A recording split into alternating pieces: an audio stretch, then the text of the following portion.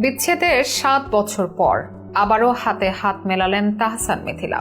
অভিমান ভুলে আবারও এক হয়েছেন তারা। তাহসানের নতুন পথ চলায় সঙ্গী মিথিলা। ভক্তদের মধ্যে এ নিয়ে চলছে আলোচনা সমালোচনা। অনেকেই তাহসান মিথিলাকে একসাথে মেনে নিতে নারাজ আবারও, অথচ একসময় তাদেরকে ধরা হতো আদর্শ জুটিয়ে। দুজনে মিলে অনেকগুলো নাটক ও বিজ্ঞাপন দিয়েও দর্শকদের হৃদয় ছুঁয়েছেন। তবে 2017 সালে তাদের ডিভোর্সের পর আর একসাথে দেখা যায়নি তাদের। তাহসান কাটাচ্ছেন একাকী জীবন, আর সৃজিতের সংসারে ব্যস্ত মিথিলা। এদিকে নতুন খবরে নড়ে চড়ে বসেছেন শোবিজ জগতের প্রেমীরা। দীর্ঘদিন পর আবারও একসাথে দেখা যাবে জনপ্রিয় এই দুই তারকাকে, যদিও সেটি রিয়েল নয়, রিল লাইফে। ওয়েব সিরিজে অভিষেক হচ্ছে তাহসানের, আর অভিষেকেই সঙ্গী মিথিলা। সিরিজে ক্রিকেটার তাহসান আর সাংবাদিক মিথিলা। কেমন হতে যাচ্ছে নতুন এই ওয়েব সিরিজটি? কিভাবে নির্মাতারা এক করলেন তাহসান ও মিথিলাকে? দর্শকেরা এই বায়োটিকে কোন চোখে দেখছেন, জানাবো বিস্তারিত আয়োজনে।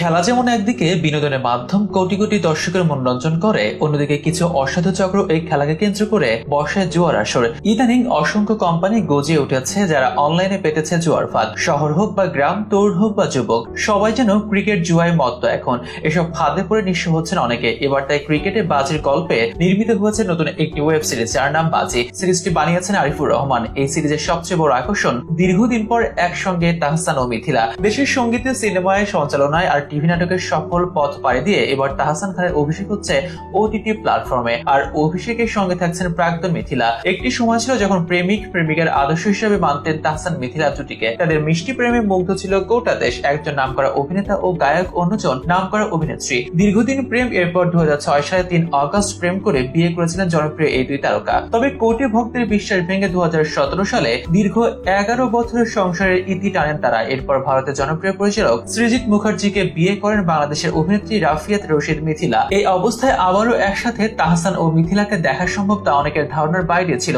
তবে এটি সম্ভব করেছে নির্মাতা আরিফুর রহমান ও ওটিটি প্ল্যাটফর্ম চরকি। সম্প্রতি চরকি প্রকাশে এনেছে আপকামিং বাজি সিরিজের বেশ কিছু লোক, যা দেখে বোঝা যায় তাহসান এই সিরিজে মাঠ কাঁপানো কোনো তারকা ক্রিকেটারের ভূমিকায় পর্দা কাঁপাবেন। তবে তিনি আমাদের দেশের বিখ্যাত কোনো ক্রিকেটারের চরিত্রে অভিনয় করছেন কিনা তা নিশ্চিত করা যায়নি। এদিকে ক্রিকেটার তাহসানের বিপরীতে আছে সাংবাদিক মিথিলা। যদিও মিথিলা চরিত্র নিয়ে স্পষ্ট কিছু জানাননি নির্মাতারা, তবে তার লুক কেমন হবে তা একটি ছবিতে প্রকাশ করা হয়েছে।